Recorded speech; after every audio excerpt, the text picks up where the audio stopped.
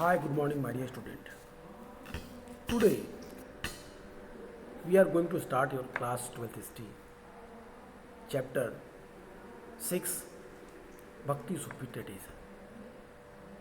My dear, in this chapter we have completed, we had read the Bhakti tradition. We also discuss that the type of Bhakti and the role of Bhakti saint in the reform of the society. This Bhakti movement was one of the silent revolution which happened in India during 8th to 14th century. And further, we can say कि 8th to 18th century as it given in your chapter title. Today we will focus the next topic, Sufism. In my last class, I was discuss about Sufism. I was discuss about the little bit information about Islam. I will remind you today what we studied in our previous class कि हमने आपको कल की class में कहा था कि भारत में इस्लाम का आगमन 711-712 में मोहम्मद बिन कासिम के समय मोहम्मद बिन कासिम के सिंध पर आक्रमण के बाद उत्तर भारत में दिखाई देता है। नॉर्थ इंडिया में मोहम्मद बिन कासिम का जो अटैक है ये उस का एक बड़ा कारण है, उस रिवोल्ट का एक बड़ा कारण कि उत्तरी भारत में इस्लाम का आगमन हुआ 7th सेंचुरी एडी में। लेकिन दक्षिण भारत की अगर हम बात करें तो दक्षिण भारत में इस्लाम का आगमन हमें 6th सेंचुरी में ही दिखाई देता है। और 6th सेंचुरी में जो अरब के व्यापारी भारत आए और उनका जो भारतीयों के साथ समेकन हुआ, उससे इस्लामिक संस्कृति का प्रचार प्रसार भारत में हुआ, दक्षिणी भारत में हुआ। तो ये जो डेवलपमेंट आपको दिख रहा है, जो ये विकास दिख रहा है, इसका प्रभाव भारतीय जनमानस के मन मस्तिष्क पे भी पड़ा, भारतीय संस्कारों और संस्कृतियों पे भी पड़ा, उनकी परंपराएं भी इससे प्रभावित हुई और भारत में एक नया आंदोलन, सूफी आंदोलन का विकास में दिखने लगा। एक बहुत महत्वपूर्ण और इम्पोर्टेंट बात थी ये। हमने कल आपको इस्लाम की कुछ चीज़ों के बारे में बताया, हमने आपसे इस्लाम के भारत में आगमन के बारे में आपको सूचनाएं दी। हमने आपसे कहा कि इसी समय भारत में कुछ नवीन धार्मिक नेताओं ने वेदों की सत्ता को चुनौती दी और अपने विचार आम लोगों की भाषा में सामने रखे। समय के साथ साथ ये भाषाएं उस रूप में विकसित हुई जिस तरह आज भी प्रयोग में लाई जाती हैं। अपनी लोकप्रियता के बावजूद नवीन धार्मिक नेता विशिष्ट शासक वर्ग का प्रश्रय हासिल करने में समर्थ नहीं हुए। जो धार्मिक नेता थे, यद्यपि उनके पास एक बड़ा सपोर्ट था सामान्य जनमानस का, लेकिन फिर भी वो लोग शासकों के सपोर्ट को पूरी तरीके से प्राप्त न कर सके। क्या कारण था इसके पीछे? हम कह सकते हैं कि इसके पीछे कई सारी सामाजिक परिस्थितियां कारण रही होंगी। इवन भक्ति संतों की कुछ अपनी मान्यताएं भी रही होंगी। बहरहाल जो 13th सेंचुरी में दिल्ली सल्तनत की पराकाष्ठा हुई, दिल्ली सल्तनत की स्थापना हुई, तो सल्तनत की स्थापना से राजपूत राज्यों का और उनसे जुड़े हुए ब्राह्मणों का भी पराभव हुआ। पराभव का मतलब होता है डिक्लाइन हुआ, वो लोग भी नष्ट हुए इन परिवर्तनों के प्रभाव से संस्कृति और धर्म पर भी बड़ा व्यापक असर हुआ। भारत में छोटे छोटे राजा या तो इस्लाम को अडॉप्ट कर लिए और या तो मिटा दिए गए। तो जो भारत में हिंदू संस्कृति डेवलप हो रही थी, अब उसकी जगह एक नई संस्कृति, इस्लाम संस्कृति हमारे सामने प्रकाश में आ चुकी थी। सूफियों का आगमन इन परिवर्तनों का एक महत्वपूर्ण अंग था। भारत में सूफियों ने भारत में एक नई परंपरा कायम की। और कल हमने आपको कहा था कि इस्लाम में शरिया में कुछ नियम दिए गए हैं। उलेमा को अधिकार था कि उलेमा को ये ड्यूटी दी गई थी, उसका कर्तव्य था कि शरीयत के अकॉर्डिंग इस्लामिक कानूनों के आधार पे शासन को चलाने में वो मदद करे। जो लोग भारतीय उपमहाद्वीप में, इंडियन सब कॉन्टिनेंट में इस्लाम को नहीं मानते थे, उन लोगों को जिम्मी कहा गया। जिम्मी एक अरबी शब्द है जो जिम्मा से बना हुआ है, अर्थात जिम्मी का मतलब है प्रोटेक्टेड क्लास, संरक्षित श्रेणी। जिम्मी वो लोग थे जो इस्लामिक बुक को, उद्घाटित धर्म ग्रंथ को नहीं मानते थे, कुरान को नहीं मानते थे, और वो इस्लाम मानने वाले राजाओं के राज्य में रहते थे। यहूदी और ईसाई, हिंदू ऐसे ही लोगों में काउंट किए जाते थे। प्रोटेक्शन के रूप में राजा उनसे जजिया टैक्स लेता था और जजिया टैक्स के बदले वो उनको सुरक्षा प्रदान करता था। इस प्रकार हम कह सकते हैं कि जजिया का जो स्वरूप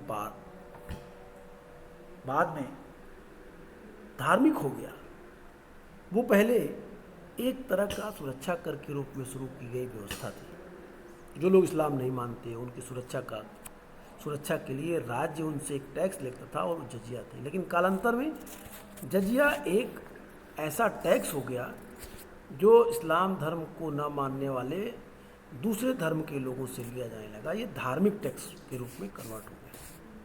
याद रखिएगा कि जजिया की शुरुआत प्रोटेक्शन टैक्स के रूप में हुई थी, रिलीजियस टैक्स के रूप में नहीं।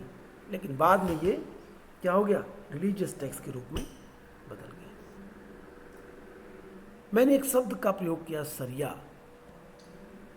सरिया का मतलब क्या होता है, शरीयत का मतलब क्या होता है? सरिया मुस्लिम कम्युनिटी को चलाने के लिए कुछ रूल्स हैं, कुछ इंस्ट्रक्शंस हैं। इन्हीं रूल्स और इंस्ट्रक्शंस को एक बुक में कंपाइल किया गया जिसे सरिया कहा गया। सरिया मुसलमान समुदाय को निर्देशित करने वाला कानून है। यह कानून कुरान शरीफ और हदीस पर आधारित है। अब हदीस का क्या मतलब होता है? हदीस का अर्थ है पैगंबर साहब से जुड़ी परंपराएं, जिनके अंतर्गत अनेक सुमृत शब्द और क्रियाकलाप भी आते हैं। जब अरब क्षेत्र से बाहर इस्लाम का प्रसार हुआ तो वहाँ के आचार व्यवहार सब कुछ भिन्न थे। तो कियास मतलब होता है सदृश्यता के आधार पर तर्क, जैसा कि देखा गया उसके आधार पर तर्क करके। और इजमा मतलब होता है लोगों की सहमति के आधार पर कानून को एक्सप्लेन किया गया, लॉ को एक्सप्लेन करने का काम किया गया। कहने का सेंस इतना ही है कि हदीस का अर्थ पैगंबर मोहम्मद साहब से जुड़ी परंपराएं और उसके अंतर्गत आने वाले उन क्रियाकलापों से था जो पैगंबर साहब ने अपने जीवन में किया था। जब अरब क्षेत्र से बाहर इस्लाम का प्रसार हुआ तो वहाँ के लोगों के व्यवहार आचार कि जो डिफरेंशिएशन, जो अंतर थे, जो डिफरेंट थे, उनके आधार पे, उनकी सदृशता के आधार पर तर्क और समुदाय की सहमति के आधार पर कानून बने। और इस तरह सरिया कई सारी चीज़ों का मिला जुला रूप था। शरीयत जो था, सरिया में कुरान शरीफ, हदीस, कियास, इजमा सभी को मिला जुला करके इस्लामिक कानूनों को रन करने का प्रयास ये एक तरह का व्यवस्था थी जो उन लोगों ने किया. When you will read the definition of Sharia, the Sharia is the law governing the Muslim community. It is based on the Quran and Hadith, tradition of the Prophet Muhammad, including a record of his remembered word and deeds.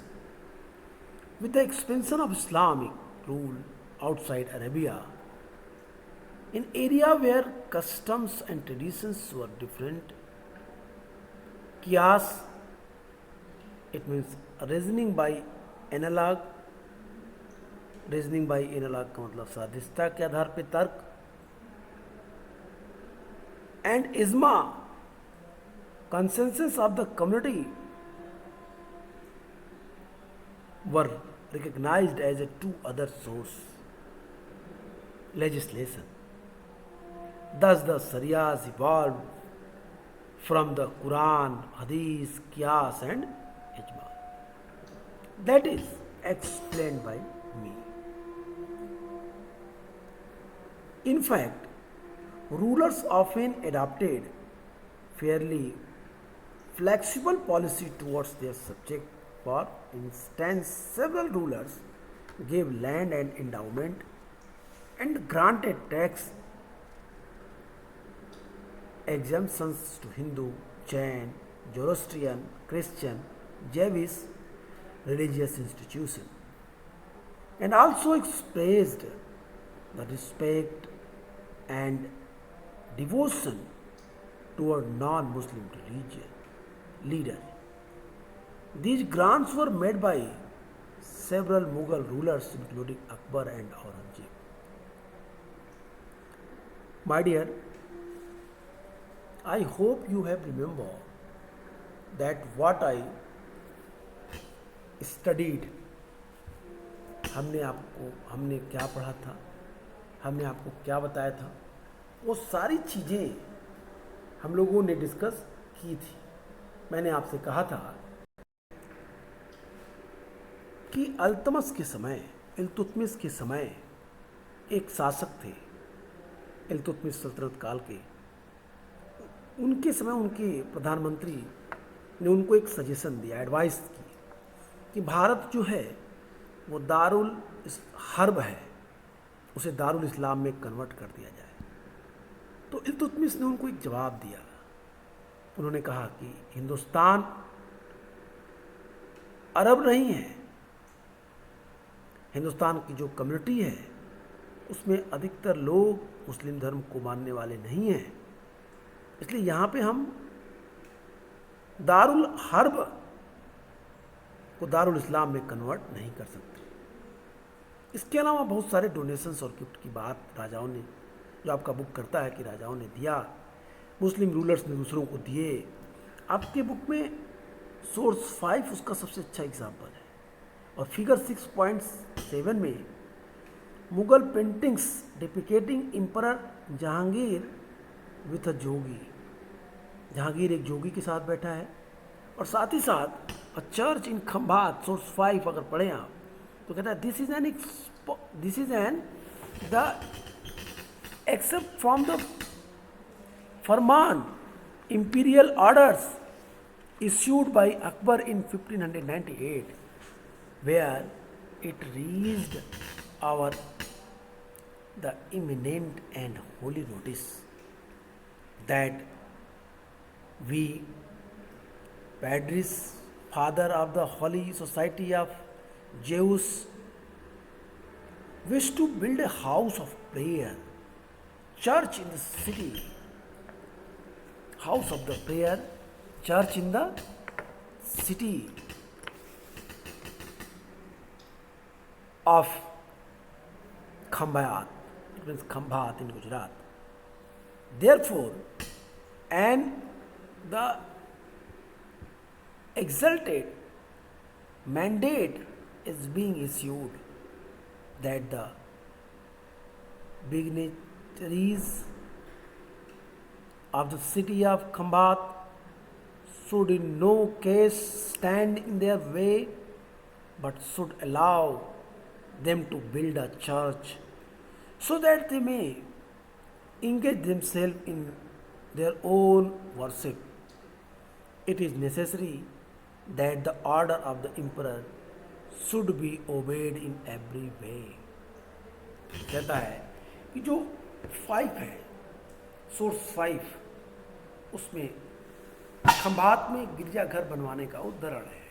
Mughal बादशाह का एक फरमान है, मुगल बादशाह ने एक फरमान जारी किया 1598 में, और वहाँ पे वो कहता है कि हमारे बुलंद और मुकद्दस, मुकद्दस का मतलब होता है पवित्र, कहता है हमारे बुलंद और मुकद्दस जेहन में पहुँचा है कि यूसु की मुकद्दस जमात के पादरी खंबायत गुजरात के शहर में इबादत के लिए गिरजाघर की एक इमारत की तामीर मतलब निर्माण कराना चाहते हैं। इसीलिए यह शाही फरमान जारी किया जा रहा है। खंबायत के महानुभाव किसी भी तरह उनके रास्ते में ना आए और उन्हें गिरजाघर का निर्माण करने की छूट दें, जिससे वो लोग अपने धर्म की इबादत कर सकें। जरूरी है कि बादशाह के इस फरमान की हर तरह से तामील हो, पालन किया जाए। अकबर ने ये फरमान खंबात के अपने सूबेदार को दिया।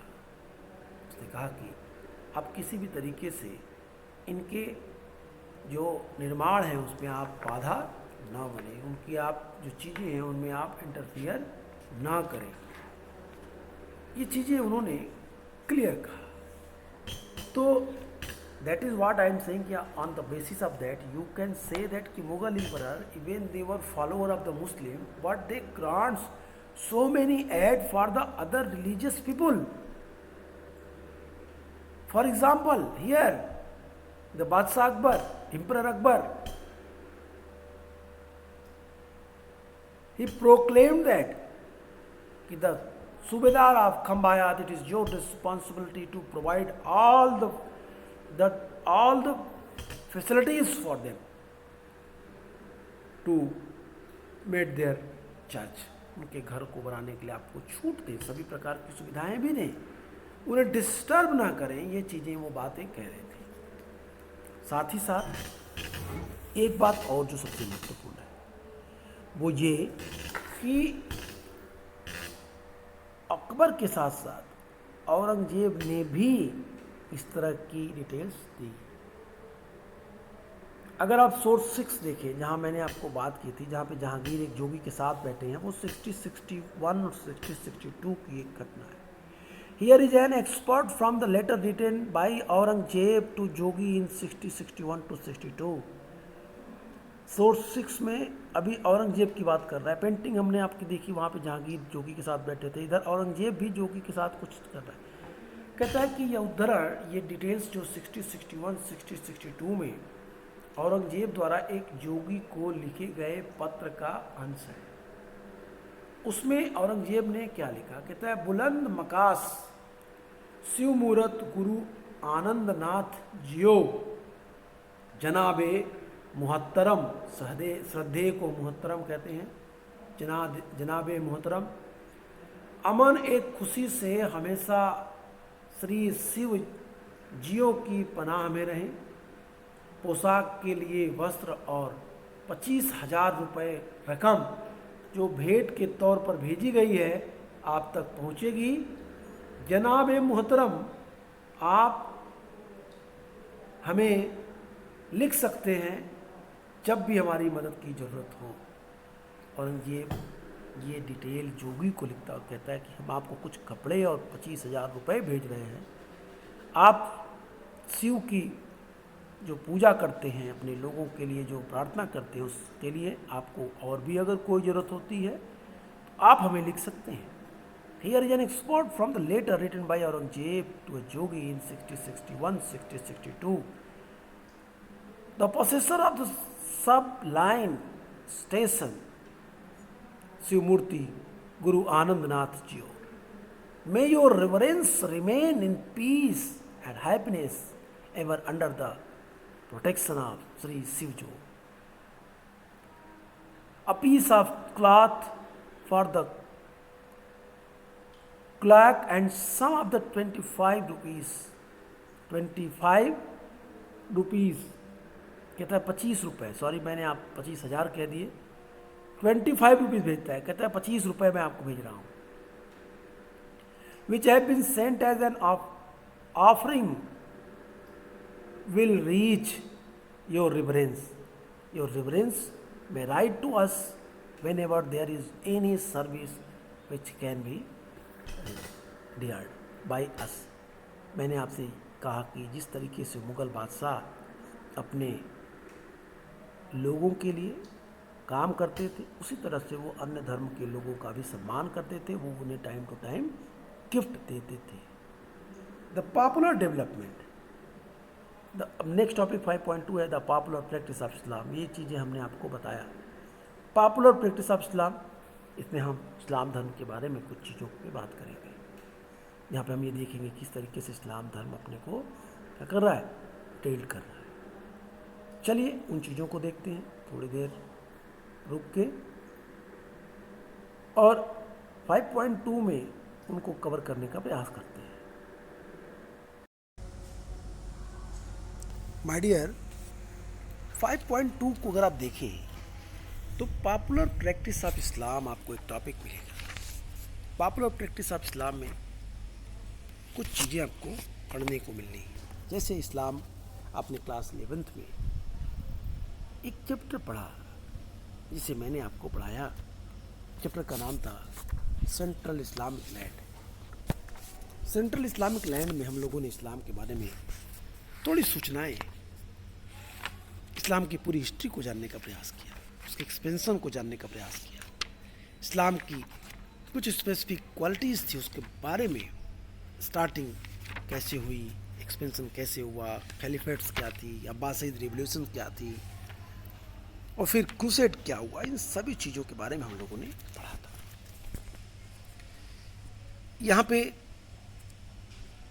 जो पॉपुलर प्रैक्टिस ऑफ इस्लाम में जनरल सूचनाएं इसमें दी गई हैं. जैसे इस्लाम के आगमन के बाद जो परिवर्तन हुए वे शासक वर्ग तक ही सीमित नहीं थे, अपितु पूरे उपमहाद्वीप में दूर दराज तक और विभिन्न सामाजिक समुदायों, किसान, शिल्पी, योद्धा, व्यापारी, सभी के बीच इस्लाम फैलने लगा था. जिन्होंने इस्लाम धर्म कबूल किया उन्होंने सैद्धांतिक रूप से इसकी 5 मुख्य बातें मानी. 5 मुख्य बातें क्या थी? एक, अल्लाह एकमात्र ईश्वर है और पैगंबर मोहम्मद उसके दूत हैं. प्रत्येक व्यक्ति को दिन में 5 बार नमाज पढ़नी चाहिए, खैरात बांटनी चाहिए और रमज़ान के महीने में रोज़ा रखना चाहिए और हज के लिए मक्का जाना चाहिए. ये बातें कही गई. The development of the followed the coming of Islam were not confined the ruling elites. In the fact, they permeated far and wide, though the subcontinent among its different social start, peasants, artisan, warrior, merchants, to name a few. All those who adopted Islam accepted in the principle the 5 pillars of the faith, that there is one God, Allah, and Prophet Muhammad is his messenger. Shahada, offering prayers 5 times a day, namaz, salat, give alms, zakat, fasting during the month of Ramzan, so on, and performing the pilgrimage to Makkah, Hajj. However, these universal features were often overlaid with the diversities in the practices derived from the sectarian affiliation, Sunni and Shia, and influence of local customary practices of converts from the different social milieu. For example, the Khoza, a branch of the Islamic, developed new mode of communication, dismantling ideas derived from the Quran through indigenous literature genres, these including that the Jinan it means derived from the Sanskrit Jina, meaning knowledge.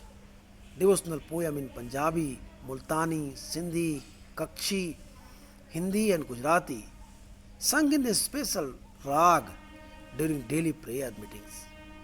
Elsewhere, Arab Muslim traders who settled along the Malabar coast, Kerala, adopted the local customs such as the matrilineal and matrilocal residence. The complex band of universal faith with local tradition is perhaps best exemplified in the architecture of mosque. कहता है कि इस्लाम के आगमन के बाद लोगों ने 5 बातों जिन्होंने इस्लाम धर्म को कबूल किया, समाज के हर वर्ग के लोगों ने लगभग इस्लाम को कबूल किया है, चाहे वो कोई भी किसान हो, योद्धा हो, आर्टिसियन हो, ट्रेडर्स हो, जिन लोगों ने इस्लाम कबूल किया उनको 5 इस्लाम के सिद्धांतों को मानना होता था। पहला कि अल्लाह एकमात्र ईश्वर है और पैगंबर मोहम्मद उसके सहादा हैं, दूत हैं। दिन में 5 बार नमाज पढ़ी जानी चाहिए, खैरात ज़कात बांटनी चाहिए, रमज़ान के महीने में रोज़ा रखनी चाहिए और हज जाना चाहिए। कलमा, नमाज, ज़कात, रोज़ा और हज ये 5 प्रिंसिपल हैं इस्लाम के। किंतु इन सार्वभौमिक तत्वों में अक्सर सांप्रदायिक शिया और सुन्नी की वजह से तथा स्थानीय लोकाचारों के प्रभाव की वजह से भी धर्मांतरित लोगों के व्यवहारों में भिन्नता देखने में आती थी। उदाहरण के लिए खोजा, इस्माइली शिया समुदाय के लोगों ने कुरान के विचारों की अभिव्यक्ति के लिए लोकल लिटरेचर का सहारा लिया। जीनन की उत्पत्ति संस्कृत शब्द ज्ञान से है। जीनन नाम से भक्ति गीत जो राग में निबद्ध थे, पंजाबी, मुल्तानी, सिंधी, कक्षी, हिंदी और गुजराती में दैनिक प्रार्थना के दौरान गाए जाते थे। इसके अलावा अरब मुसलमान व्यापारी जो मालाबार तट केरल के किनारे बसे, उन्होंने न केवल स्थानीय मलयालम भाषा को अपनाया अपितु स्थानीय आचार व्यवहार में आने वाली चीज़ों को भी एक्सेप्ट किया, जैसे पैटर्लिनी मात्र कुलीनता, मात्र गृहता को भी अपनाया। अगर आप बिल्डिंग को देखें, the complex blend of universal faith with local tradition is perhaps best exemplified in the architecture of mosque. That is the very important. अगर आप इमारत को देखें, इमारत की तरफ ध्यान दें तो उनकी मेहराब प्रार्थना की जो मीनबार है, व्यासपीठ है, उसकी स्थापना का लक्षित होता था। बहुत से तत्व ऐसे थे जिनमें देखने में भिन्नता आती थी, जैसे छत का निर्माण कैसे है, मस्जिद कैसे बने हैं, इन तमाम सारी चीज़ों में एक बड़ा डिफरेंसेस हमको दिखाई देता है। जैसे आपके सामने 6.9 में एक मॉस्क दिखाई गई है जो केरला में है, 13th सेंचुरी में है, और वहाँ पे इन चीज़ों को एक्सप्लेन करते हुए बताया गया कि किस तरीके से 13th सेंचुरी में मालाबार तट पे मस्जिद बनाए गए। आप इस मस्जिद को देखिए। इस मस्जिद में आपको देखने को मिलेगा कि पूरा शेप एक घर की तरह है, न कि मस्जिद है। आप बस एक चीज़ समानता आपको मिलेगी कि इसका जो पूजा करने का जो प्लेस है वो पश्चिम की तरफ है, मतलब दरवाज़ा पूरब की तरफ से और पश्चिम की तरफ मुँह करके वो लोग इबादत करते थे। सिर्फ यही सिमिलरिटीज़ आपको इसमें मिलेगी, बाकी कोई भी मस्जिद की सिमिलरिटीज़ में नहीं मिलेगी। 6.9 में mosque in Kerala 13th century, note the shikhara like roof. ठीक है, शिखर लाइक रूप आपने देखा। अभी जस्ट एक और मस्जिद की बात मैं करूँगा।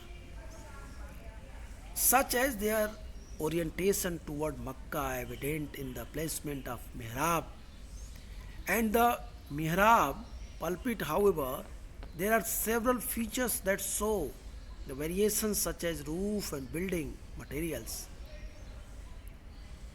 आप 6.10 में देखिए, the Atiya mosque the district Bangladesh built with bricks 1609। Atiya मस्जिद को देखिए, बांग्लादेश में है, ईंटों से बना हुआ है। मस्जिद को देखने के तरीके को देखिए, आपको लगेगा कि ये मस्जिद के आर्किटेक्चर थोड़े से अन्य से भिन्न है, अलग है। अब यहाँ से हम आपके 5.3 टॉपिक को ध्यान देंगे। कहता we often the lake the terms Hindu and Muslims were granted as a label for religious communities, yet these terms did not given the currency for a very long time. Historians who have studied the Sanskrit text and inscriptions dating between the 8th and 14th centuries point out that the term the Musallam or Muslim was virtually never used. Instead, people were occasionally identified in the term of the region from which they came. So the Turk rulers were designated as Turusk, Tajik were people from Tajikistan, and Parsik were people from Persia. Sometimes term used for other people were applied to the new migrants. For instance, the Turk and Afghans were referred to as a Sakaz and Yavanas. A more general terms for these migrants communities was Malik, including that they did not observe the norms of caste society and spoke the language that were not derived from the Sanskrit. Such terms sometimes had the derogatory connection, but they rarely denoted a distinct religious community of Muslims in opposition to Hindu.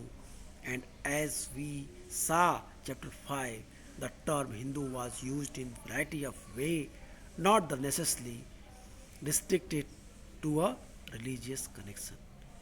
My dear, दो चीज़ें यहाँ एकदम clear कर देना चाहते हैं हम कि आपको हिंदू और मुस्लिम जो शब्द मिलते हैं बार बार, ये हिंदू और मुस्लिम शब्द का उल्लेख एक स्पेसिफिक सेंस में किया गया है। मुस्लिम जैसे शब्द कुछ नहीं, हिंदू जैसे शब्द भी कुछ नहीं, ये बहुत बाद में प्रयोग आए। मुस्लिम उन जो बाहर से आते थे माइग्रेंट्स से, उनके लिए यवन, मलेक्च जैसे शब्दों का प्रयोग किया गया, जैसे शब्दों का प्रयोग किया गया है। मुस्लिम शब्द बाद में बने। I will discuss this topic again in my next class. आज के लिए इतना ही। Good bye and take care.